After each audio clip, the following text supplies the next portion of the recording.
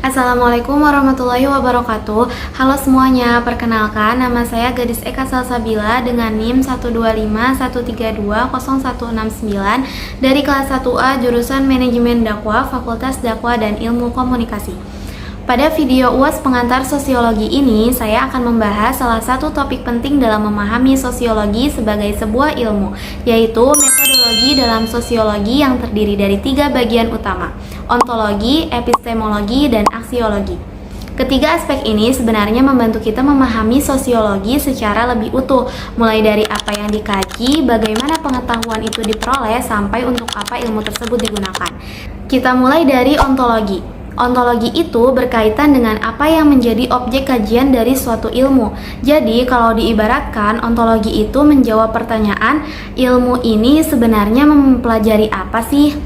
Dalam sosiologi, objek kajiannya adalah realitas sosial, yaitu segala sesuatu yang berhubungan dengan manusia dalam konteks bermasyarakat.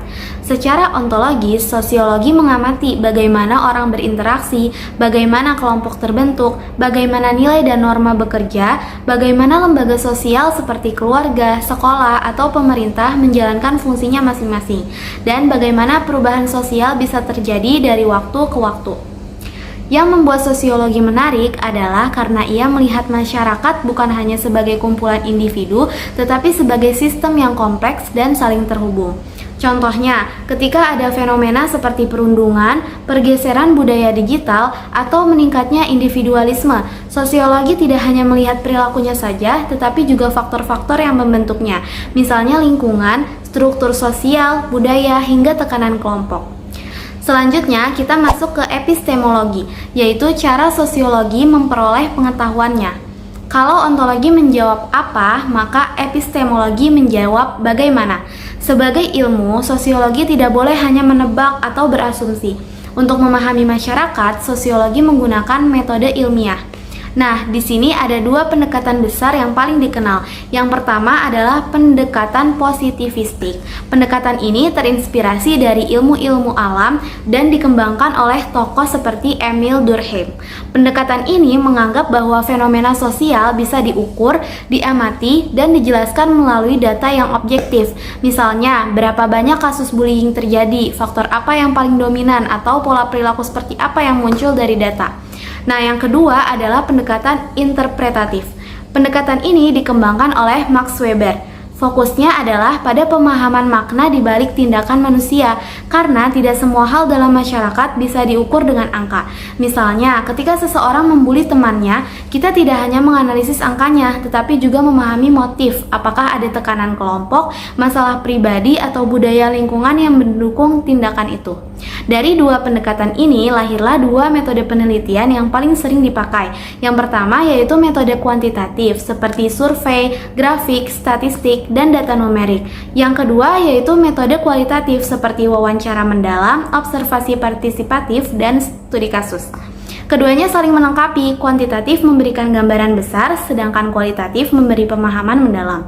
Sekarang kita masuk ke bagian ketiga, yaitu aksiologi. Aksiologi ini membahas tentang nilai, tujuan, dan manfaat suatu ilmu. Jadi, ia menjawab pertanyaan ilmu ini dipakai untuk apa. Dalam sosiologi, aksiologi sangat penting karena ilmu ini memang berkaitan langsung dengan kehidupan masyarakat. Secara aksiologi, sosiologi membantu kita memahami masalah sosial secara lebih objektif, memberikan dasar bagi kebijakan publik, merancang solusi untuk masalah sosial, dan meningkatkan empati serta kesadaran sosial. Misalnya, penelitian tentang kemiskinan atau pendidikan membantu pemerintah membuat program yang lebih tepat sasaran. Bahkan dalam kehidupan sehari-hari, sosiologi membantu kita melihat bahwa setiap tindakan manusia punya latar belakang, sehingga kita lebih bijak dalam menilai orang lain. Jadi, aksiologi memperlihatkan bahwa sosiologi bukan hanya ilmu untuk mengetahui, tetapi juga ilmu untuk memperbaiki kondisi sosial. Untuk contoh kasus yang lebih dekat dengan kehidupan kita sebagai mahasiswa, saya ambil fenomena academic pressure atau tekanan akademik yang sering menyebabkan burnout di kalangan mahasiswa. Secara ontologis, academic pressure dipandang sebagai fenomena sosial yang nyata. Ia muncul dari berbagai faktor yaitu tuntutan kampus, beban tugas yang banyak, kompetisi antar mahasiswa, tekanan dari keluarga, tuntutan IP tinggi, sampai perbandingan sosial dengan teman yang terlihat lebih berprestasi. Dalam realitas sosial, tekanan akademik tidak berdiri sendiri, tetapi terbentuk dari interaksi antara mahasiswa, lingkungan kampus, dosen, kurikulum, serta budaya produktivitas yang kadang dianggap sebagai standar keberhasilan. Secara epistemologis, fenomena ini bisa diteliti dengan dua cara. Pertama, secara kuantitatif, kita bisa mengukur tingkat stres, frekuensi mahasiswa mengalami burnout, faktor paling dominan yang mempengaruhi tekanan akademik, atau hubungan antara beban tugas dan kesehatan mental. Kedua, secara kualitatif, peneliti bisa melakukan wawancara atau observasi untuk memahami pengalaman mahasiswa secara lebih mendalam. Misalnya bagaimana mereka merasakan kelelahan emosional, bagaimana peran lingkungan kampus, atau bagaimana ekspektasi keluarga mempengaruhi kondisi psikologis mahasiswa. Melalui pendekatan ini, kita bisa memahami tidak hanya seberapa besar masalahnya, tetapi juga mengapa mahasiswa merasa tertekan. Secara aksiologis, penelitian mengenai academic pressure dapat digunakan untuk merancang kebijakan kampus yang lebih ramah mahasiswa, seperti penyesuaian beban tugas, layanan konseling, program penguatan mental, sistem peringanan biaya, atau kampanye sadar kesehatan mental. Bahkan, hasil penelitian ini dapat membantu dosen untuk memahami kondisi mahasiswa dan membuat strategi pembelajaran yang lebih manusiawi dan adaptif. Jadi, dapat disimpulkan bahwa secara ontologis, sosiologi mempelajari realitas sosial manusia. Secara epistemologis, sosiologi memperoleh pengetahuan melalui metode ilmiah yang bisa bersifat kuantitatif maupun kualitatif. Dan secara aksiologis, sosiologi memiliki peran besar dalam memecahkan masalah sosial dan membangun masyarakat yang lebih baik.